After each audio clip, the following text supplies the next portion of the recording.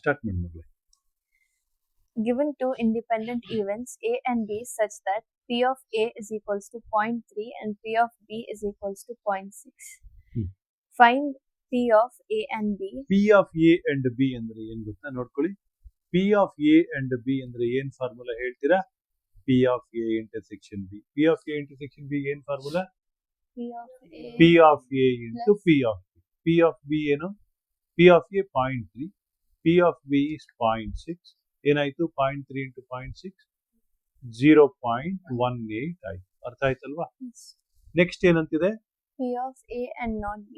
P of A intersection not B ಅಂದ್ರೆ B bar ಅಂದ್ರೆ P of A into P of B bar. ಅರ್ಥ ಆಗ್ತಾ ಇದೆಯಾ? P of A ಏನು? 0.3. P of B bar ಏನು? 0.4. ಯಾಕೆ P of B bar 0.4 ಹೇಳ್ತೀರಾ? Because P of B is 0.6. P of B is 0.6 ಅಂದ್ರೆ P of B bar is 1 minus 0.6 but that is 0.4. ಅರ್ಥ ಆಯ್ತಲ್ವಾ? P of B bar is 0.4. Understood? So 0.3 into 0.4 is 0.12. Got it? Next ಏನು? P of A or B. P of A or B ಅಂತ ಹೇಳಿದ್ರೆ P of A union B. ನೀವು ಇದನ್ನ 10th standard ಕಲ್ತಿದ್ರಿ. N of A union B is equal to N of A plus N of B minus N of A intersection. ಹೌದಲ್ವಾ? So ಹಾಗೆ P of A union ಬಂದ್ರೆ P of A plus P of B minus P of A intersection B. So P of A ಗೊತ್ತಿದೆ ಏನು? 0.3. ಹೌದಾ? P of B ಗೊತ್ತಿದೆ ಏನು? 0.6. P of A intersection B ನಾವು ಈಗ ತಾನೇ ಕಂಡುಹಿಡಿದ್ವಿ 0.12. ಸೊ 0.3 plus 0.6 ಏನಾಯ್ತು? 0.9. 0.9 minus 0.12 ಎಷ್ಟು? 0.78. ಹೌದಲ್ವಾ? ಅರ್ಥ ಆಗ್ತಾ ಇದೆಯಾ? Right. Next P of neither A nor B. P of A union B bar. Neither A nor B. Right? A bar union B bar ಅದು ಅಲ್ವಾ? Correct. Neither A nor B ಅಂದ್ರೆ neither A nor B ಅಂತ ಹೇಳಿದ್ರೆ P of A bar union B bar ಅಂದ್ರೆ P of A union ಅಲ್ಲ ಏನದು? A ಏನ್ ಬರಿಬೇಕು? A intersection B bar. De Morgan's laws. ಹೌದಲ್ವಾ? ನಿಮ್ಗೆ ಗೊತ್ತಿರ್ಲಿ ಇದು ನೋಡಿ. N of A union B bar ಅಂತ ಹೇಳಿದ್ರೆ N of A bar intersection B bar. ನಿಮ್ಗೆ ಪಿ ಆದ್ರೆ probability. Next P of A bar ಅಥವಾ A intersection B bar is P of A bar union B bar.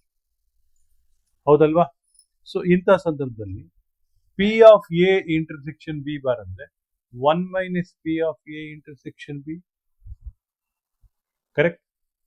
So 1 minus P of A intersection B ಕಂಡುಹಿಡಿದ್ವಾ? ಇಲ್ಲಿದೆ 0.18. ಹೌದಲ್ವಾ? ಅಂದ್ರೆ ಎಷ್ಟಾಯ್ತು? 1 minus 0.18 ಅಂದ್ರೆ ಎಷ್ಟು? 0.82. ಹೌದ್ ತಾನೆ? ಹೌದಲ್ವಾ? 0.8. Hope you have understood this. ಇದರಲ್ಲಿ ಡೌಟ್ ಇದೆಯಾ?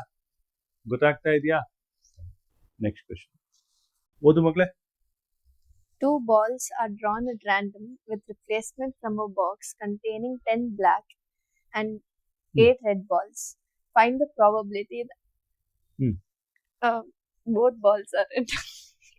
8 red balls ಮಗಳೇ. Yes, 8 sir. red balls. 8 red balls. Okay. So it is with replacement ಅಲ್ವಮ್ಮ? Yes. 2 balls are drawn. ನೋಡಿ ಕೇಳಿಸ್ಕೊಳ್ಳಿ.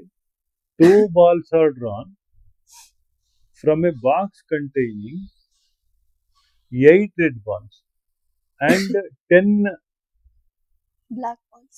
10 black balls ಅಂತ ಮಿಸ್ ಆಗಿದೆಯಾ ಇಲ್ಲಿ? ಪರವಾಗಿಲ್ಲ ಮಗಳೇ.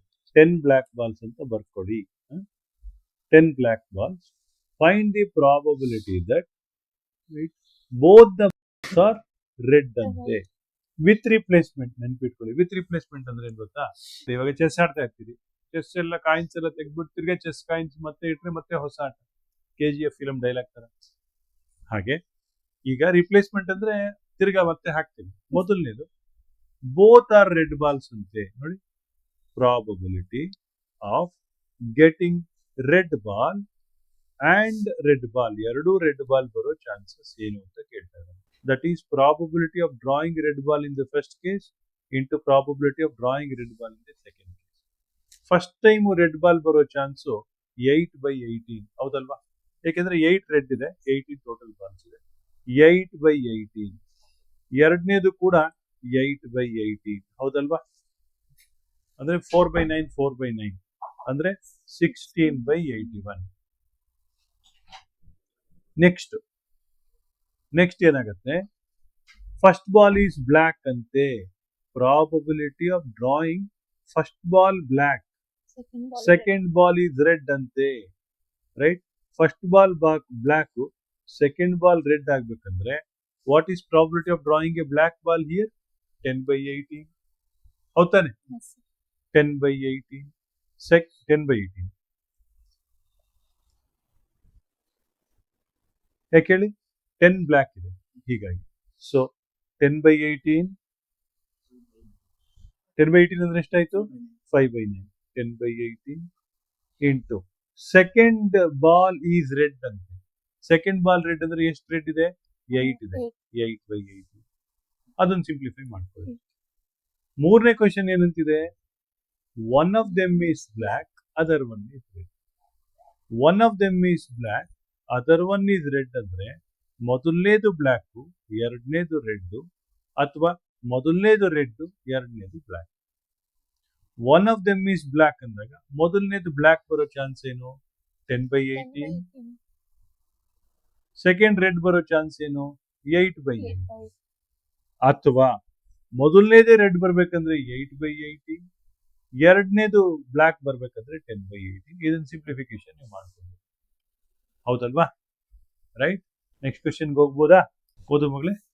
Probability of solving specific problem independently by A and B are 1/2 and 1/3 respectively. ಒಂದ್ ನಿಮಿಷ.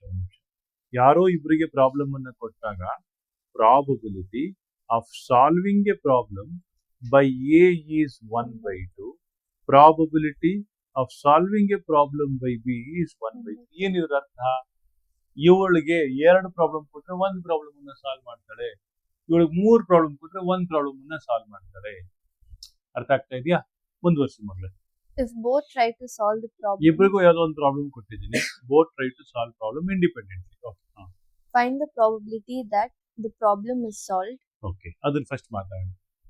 ನನಗೆ ಈ ಪ್ರಾಬ್ಲಮ್ ಸಾಲ್ವ್ ಆಗ್ಬೇಕಾಗಿದೆ. ನಾನೊಂದ್ಸತಿ ಹೇಳ್ತಾ ಇರ್ತೀನಿ, ಒಬ್ಬರಾದ್ರೂ ಆನ್ಸರ್ ಮಾಡ್ರಪ್ಪ ಕ್ಲಾಸಲ್ಲಿ. ಒಬ್ಬರಾದ್ರೂ, ಇಬ್ಬರಿದ್ದಾರೆ, ಇಬ್ಬರಲ್ಲಿ ಒಬ್ಬರಾದ್ರೂ ಆನ್ಸರ್ ಮಾಡಿ ಅಂತ ಹೇಳ್ತೀನಿ. ಅದ್ರದ್ದು ಕಾಂಪ್ಲಿಮೆಂಟ್ ಏನು? ಒಬ್ಬರಾದ್ರೂ ಮಾಡ್ರಪ್ಪ ಅನ್ನೋದ್ರ ಕಾಂಪ್ಲಿಮೆಂಟ್. ಒಬ್ರು ಮಾಡಿಲ್ಲ. ನಾನೇನ್ ಮಾಡ್ತಾ ಇದ್ದೀನಿ? I am finding the probability that A is not solving the problem is 1 - 1/2 1/2. I am trying to find out probability that B is not solving the problem. 2/3 ಹೇಗೆ? ಇವಳು 3 ಕೊಟ್ರೆ 1 ಮಾಡ್ತಿದ್ಲು. ಕಾಂಪ್ಲಿಮೆಂಟ್ ಏನು? 2 ಮಾಡ್ತಾ ಇಲ್ಲ. 2 ಅಂದ್ರೆ probability that A is not solving the problem, B is also not solving the problem is given by 1/2 into 2/3. Correct? 1/2 into 2/3 ಏನಾಯ್ತು? 1/3 ಆಯ್ತು. ಅರ್ಥ ಆಗ್ತಾ ಇದೆಯಾ? 1/2 into 2/3 ಅಂದ್ರೇನು? 1/3. 1/2 into 2/3. ಯಾಕೆ ಹೇಳಿ? ಈ 2 ಕ್ಯಾನ್ಸಲ್ ಆಯ್ತು. ಇಬ್ರು ಪ್ರಾಬ್ಲಮ್ ಅನ್ನ ಸಾಲ್ವ್ ಮಾಡದಿರೋ ಚಾನ್ಸ್ 1/3. ನನಗೆ ಒಬ್ಬರಾದ್ರೂ ಪ್ರಾಬ್ಲಮ್ ಸಾಲ್ವ್ ಮಾಡ್ಬೇಕಲ್ವಾ? Required probability P of A intersection B ನಂಗೆ ಬೇಕಾಗಿರೋದು. ಅಂದ್ರೆ P of A union B ಬೇಕಾಗಿರೋದು. ಇದ್ರದ್ದು ಕಾಂಪ್ಲಿಮೆಂಟ್ ಆಯ್ತಾ? 1 - 1/3 that is equal to 2. Next ಹೇಳುವ. Exactly one of them solves the exactly problem. One of them solve ಅಂದ್ರೆ A solves and not B. Andre 1/2 into 2/3 athwa A is not solving but B is solving 1/2 into 1/3. ಅರ್ಥ ಆಗ್ತಾ ಇದೆಯಾ? ಏನಾಯ್ತು? 2/6 plus 1/6 is equal to 3/6. 3/6 ಅಂದ್ರೆ 1/2. Understood this? Followed? Right. Next question.